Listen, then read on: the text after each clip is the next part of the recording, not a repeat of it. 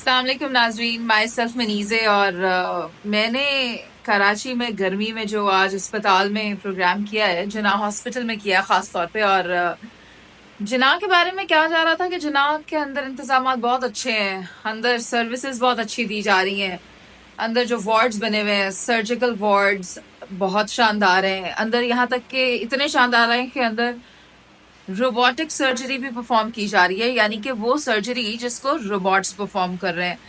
अच्छा, सिर्फ ये बात नहीं है, वहां पर इमरजेंसी को मैंने विजिट किया और बताया जाता है कि वहां पर बहुत ज्यादा लोग आते हैं, तकरीबन 3-4 हजार एक दिन के लोग आते हैं जिना हॉस्पिटल की इमरजेंसी में, जबकि अंदर इतनी जगह मौजूद नहीं है। जगह बड़े सारे मैटर्स, मुझे समझ नहीं आ रही मैं कहाँ से शुरू करूं और कहाँ पर जाके बात खत्म करूं। खैर, बात तो मेरी इस बारे में खत्म होने वाली नहीं है, क्योंकि लोग बड़े परेशान थे वहां पे।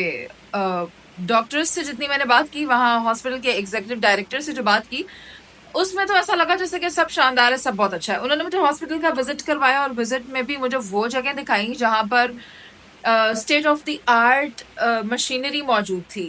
वहां पर state of the art treatment के आलात मौजूद थे, बेहतरीन ऑपरेशन परफॉर्म हो रहे थे। खैर, ऑपरेशन से याद आया, हाँ, कुछ ऐसी वैसी चीजें भी देखी जो देखकर दिल एक दफा हिल जाता है, but it's a part of our job. We have to go and we have to do the program and report everything what we see. मगर जब मैं ये सब करके बाहर आई और मैंने बाहर देखा तो बुरे हालात थे।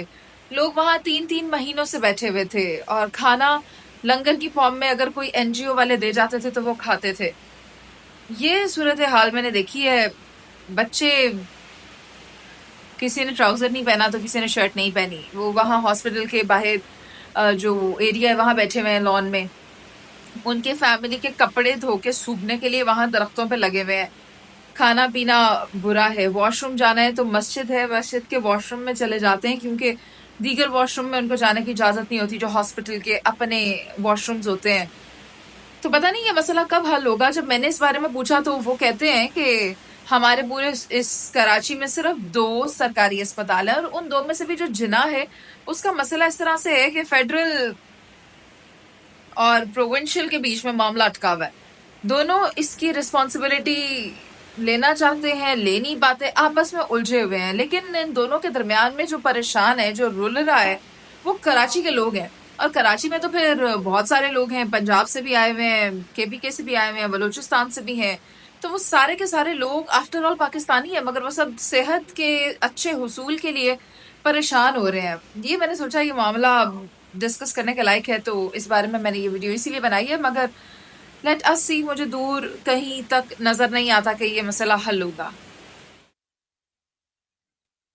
मैं इस वक्त सिंध के सबसे बड़े शहर कराची के सबसे बड़े अस्पताल जिना हॉस्पिटल में मौजूद हूँ और यहाँ पर एग्जीक्यूटिव डायरेक्टर जिना हॉस्पिटल डॉक्टर शाहिद रसूल मेरे साथ मौजूद हैं। कहा यह जाता है कि बेहतरीन तिब्बी सहूलियात दी जा रही हैं, मरीजों की जो जो यहाँ पर रिक्वायरमेंट्स हैं उनको पूरा किया जाता है। तमाम इक्विपमेंट्स भी बेहतरीन है, लेकिन असल में सूरत हाल क्या है वो डॉक्टर साहब ही ज़्यादा बेहतर बता सकते हैं, तो उन्हीं को शामिल गुफ्तगू करते हैं। अस्सलाम वालेकुम सर। वालेकुम सलाम। सर, मुझे बताएं, जिना हॉस्पिटल सबसे बड़ा अस्पताल है कराची का, तो यहाँ पर सहूलियात किस तरह की देखते हैं आप? देखिए, जिना अस्पताल शायद पाकिस्तान का सबसे बड़ा अस्पताल है, क्योंकि हमारी जो अब नोटिफाइड बेड स्ट्रेंथ है वो 2260 बेड्स है। तो एक बाउंड्री वॉल में शायद इतना बड़ा हॉस्पिटल कोई नहीं है। जो डिपार्टमेंट वाइज अगर आप देखें तो हमारे पास सारी स्पेशलिटीज़, सारी सब स्पेशलिटीज़, हर किस्म की फैसिलिटी अवेलेबल है। और कुछ फैसिलिटीज़ तो हमारी ऐसी हैं जो शायद रीजन में अवेलेबल नहीं है, जिसमें से साइबर नाइफ है, जिसके लिए पूरी दुनिया से पेशेंट्स आते हैं, जो free of charge cyber knife है। एक और कैंसर की मोडालिटी होती है जिसको टोमोथेरेपी कहते हैं, वो हमारे पास अवेलेबल है, वो पाकिस्तान में इस रीजन में कहीं नहीं है। इसके अलावा हमारे पास रोबोटिक सर्जरी अवेलेबल है, जिससे हम डायबिटीज़ की सर्जरी भी कर रहे हैं, वो भी इस रीजन में अवेलेबल नहीं है। तो कुछ चीज़ें तो हमारी बहुत हाई एंड हैं, जिसको कहते हैं कटिंग एज टेक्नोलॉजी है, लेकिन कुछ चीज़ें ऐसी भी हैं जो अभी हमारी सबसे बड़ी जो हमारा मसला जो आपने पूछा कि एक्चुअली क्या है, तो वो हम 2012 में डिवॉल्व हुए थे, उसके बाद से अब तक हम हायरिंग नहीं कर सकते। सर, वेंटिलेटर्स के बारे में भी कहा जा रहा था यहाँ पर बहुत कम है, और कुछ पाइप्स जो इमरजेंसी में, आई डोंट नो कौन से वो पाइप्स होते हैं, वो पाइप्स की हालत भी अबतर है।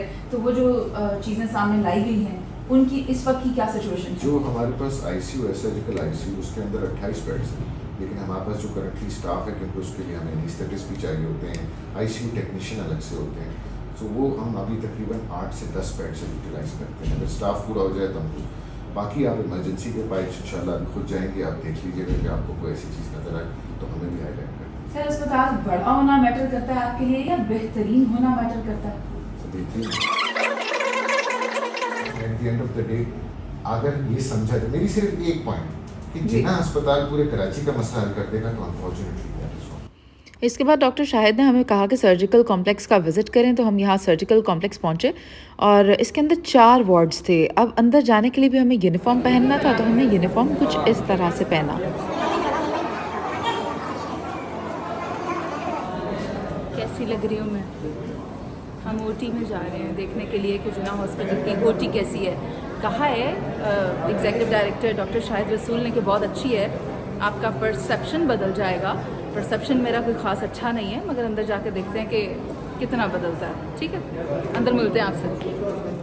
सर्जिकल वार्ड का विज़िट हमें सर्जन सद्दाम साले ने करवाया, जिन्होंने हमें अंदर जो 4 मुख्तलिफ वार्ड्स थे वहाँ पर विज़िट करवाया।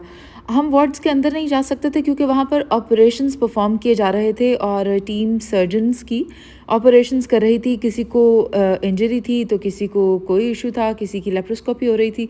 लेकिन ये सबसे इंटरेस्टिंग जगह थी जहाँ पर हमें सर्जन सद्दाम लेकर आए। इन्होंने बताया कि ये सारे बेड्स खाली हैं, यहाँ पर रिकवर्ड पेशेंट्स आते हैं। तो मैंने मजाक में उनसे पूछा कि इसका मतलब यहाँ पर कोई पेशेंट रिकवर नहीं होता क्योंकि तमाम के तमाम बेड्स तो खाली हैं। तो उन्होंने कहा कि नहीं, सब ठीक होके जा चुके हैं। ये सबसे इंटरेस्टिंग वार्ड था जिसके बारे में हमें सर्जन सद्दाम ने ये बताया कि यहाँ पर जो ऑपरेशन है वो रोबोट परफॉर्म करता है। रोबोट ऑपरेशन परफॉर्म इसलिए करता है, इनफैक्ट ये मत समझें कि कोई रोबोट कर रहा होता, बल्कि रोबोट को ऑपरेट हम ही कर रहे होते हैं। हम उसको रिमोट कंट्रोल के तहत, जैसे कोई हम गेम्स खेलते हैं, उसी तरह ये ऑपरेशन परफॉर्म करने के लिए भी रिमोट्स होते हैं और उन रिमोट्स को डॉक्टर्स या सर्जन्स ऑपरेट कर रहे होते हैं। सबसे बड़ा आईसीयू भी इसी अस्पताल में मौजूद है, जहां ये बताया गया कि 28 बेड्स मौजूद हैं। आमतौर पर किसी भी आईसीयू के अंदर 10 से 12 बेड्स होते हैं, लेकिन यहाँ पर 28 बेड्स हैं। और ये वो जगह है जो कि ऑपरेशनल नहीं है, क्योंकि जिस तरह के हमें एग्जीक्यूटिव डायरेक्टर साहब ने भी बताया था कि डॉक्टर्स की किल्लत है, हम हायरिंग नहीं कर रहे, तो ये सारा एरिया बंद पड़ा हुआ था।